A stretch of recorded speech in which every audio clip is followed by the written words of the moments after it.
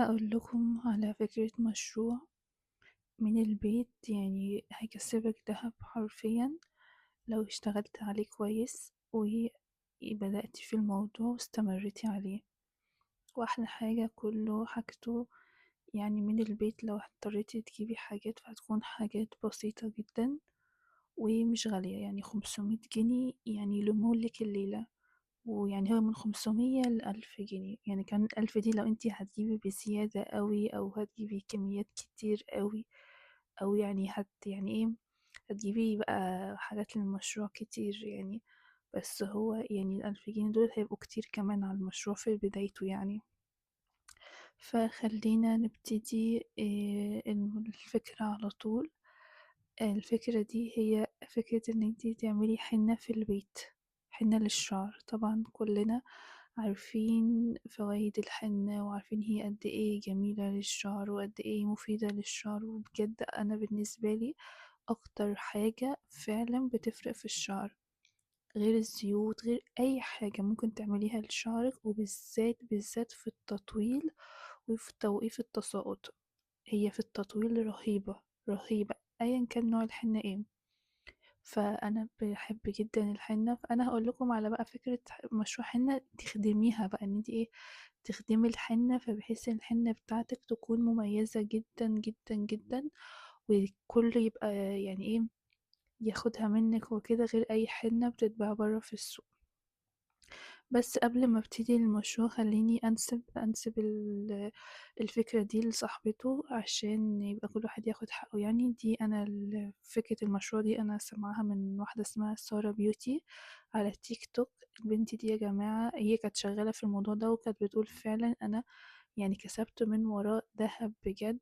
وهي ما شاء الله عليها دلوقتي فاتحة ويب سايت حاجات تجميل يعني وكده للبشرة وعناية بالبشرة والشعر وكده، وكله بيشكر في حاجتها جدا. بس هي للأسف خليجية مش في مصر، يعني مش عارفة حاجاتها ممكن تيجي مصر ولا لأ، بتوصل لمصر ولا لأ. ده غير بقى ان البنوتة دي يا جماعة ما شاء الله عليها يعني ناجحة جدا يعني عايزاكم يعني انصح ان انتوا تتفرجوا عليها وتسمعوا لها كتير، عشان بجد بتديني طاقة رهيبة، وبتديني كده طاقة إيجابية حلوة قوي. بتخليني دايما بتفوقني النفس كده بصراحة. يعني كل ما بتفرج على فيديو ليها بحس كده بشغف، بحس ان انا عايزة اقوم اعمل اي حاجة، وبتشجعني قوي. فهي كويسة جدا وجميلة جدا فبجد أنا بنصح بيها تتفرجوا عليها. وهي صاحبة الفكرة دي، وأنا قلت أقولها لكم عشان لو حد استفاد منها يكون إن شاء الله في ميزان حسناتي. وحط لكم صورة الأكاونت بتاعها على التيك توك برضو هنا، السكرين بتاعته عشان تتابعوها. واللي يتابعها من بعد الفيديو ده يكتب لها في الكومنتات ان انتوا تابعتوها من عندي يعني وكده. ويلا بينا نبتدي في الفكرة على طول. انا اسفة طولت عليكم، بس انا حبيت بس انسب لكل حد حقه يعني وكده، عشان ما تفتكروش ان الفكرة دي من صنع افكاري انا، لا. فهنبتدي على طول. اول حاجة هي بتقول انا كانت بتعمل حنة، كانت بتجيب الحنة اوراق. أوراق كانت في مزرعة، بتقول كانت في مزرعة جنبها بتبيع الحنة ورق، فكانت بتاخد منهم الحنة عشان تضمن يعني الحنة تكون نضيفة ومش مش عليها أي شوايب تانية. فكانت بتجيبها أوراق وتطحنها، يا إما تطحنها في البيت يا إما بتطحنها في مطحنة برا. وتقول بعد ما بجيب الحنة، بعد ما اطحنها برضو بصفيها كده بالمصفى، عشان يعني الناعم بس هو اللي ينزل، واي حاجة خشنة عشان ايه ما تمسكش في الشعر وتتغلب الناس لما يجي يخسروا شعرهم يعني وكده.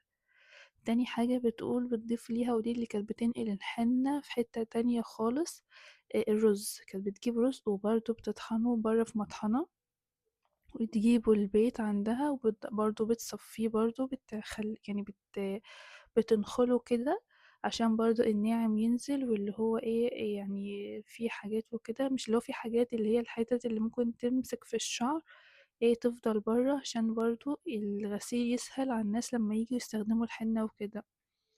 تاني حاجة بتقول كانت برضو بتجيب بذور البركة، حبة البركة قصدي، كانت برضو بتطحنها ونفس النظام بتضيفها على الحنة.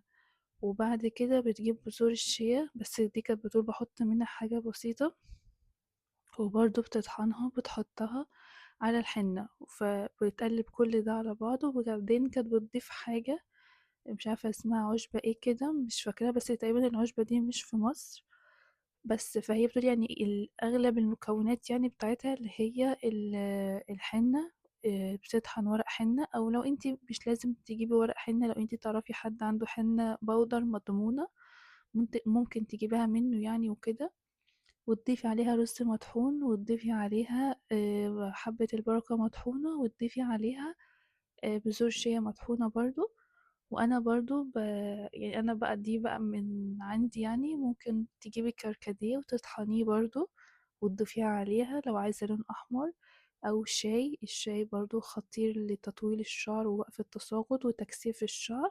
انا ساعات بعمل تونر شاي كده للشعر، يعني مثلا ببقى عامله كوبايه شاي، بس يعني بزود الميه شويه، وبعد ما تبرد بحطها في بخاخة وارشها في فروة راسي، بجد حلو قوي في التطويل.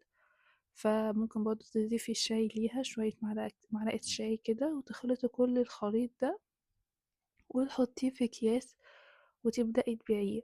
بجد يعني لو الموضوع يعني ده يعني هي حاجة يعني، أو ممكن كمان انتي تعمليها لنفسك في البيت، يعني انتي لو عايزة تهتمي بشعرك وكده ممكن تعملي الخليط ده لنفسك في البيت. بس بجد لو الموضوع ده نجح معاكي هيفرق معاكي جدا. على كلامها بتقول أنا والله كنت شغالة فيه من سنين، كنت فعلا بطلع من وراه دهب. بتقول بس انا اتجهت بعد كده للتجميل وحاجات التجميل وكده، فمبقاش عندي وقت ان انا اعمل المشروع ده، عشان هو محتاج يعني هاند ميد، يعني بتعمله يدوي. هي لازم هي اللي تعمله بنفسها عشان تضمن ان كل حاجة تبقى تمام ومضمونة. مفيش شوايب، مفيش غش، مفيش حاجة في المنتج بتاعها، فكانت لازم هي تعمله بإيدها. فبقالت الفكرة دي للبنات يعني اللي عندها على متابعينها على الصفحة، عشان لو حد عاوز يفتح مشروع من البيت ومش لاقي أفكار مشروع يعني وكده، أفكار شغل، قالت لهم على الفكرة دي. فجربوا الموضوع ده، ولو أي حد يعني عمل الموضوع ده ونجح معاه، أنا مش عايزة منكم بس غير إن انتوا تدعولي دعوة حلوة. وهسيب لكم برضه السكرين بتاعها، بجد تابعوها يا جماعة. سارة بيوتي دي أنا يعني أنا لسه متابعاها من قريب، بس عشقتها كده بجد، بحب أتفرج عليها قوي كل شوية. بجد رهيبة ما شاء الله عليها. هي كويسة جدا ومنتقبة كده، ودايما بتتكلم على الدعاء، بتقول أنا يعني هي ما شاء الله عليها ناجحة جدا. فبتقول دايما يعني الدعاء ده خلوه معاكم ليل مع نهار، عشان هي كل اللي وصلت له بالدعاء، وليها قصص جميلة عامة. يعني أنا مش هحرق لكم الصفحة بتاعتها، انتوا بس ادخلوا اتفرجوا عليها وانتوا هتعرفوا أنا بتكلم عن ايه بالظبط. مع السلامة.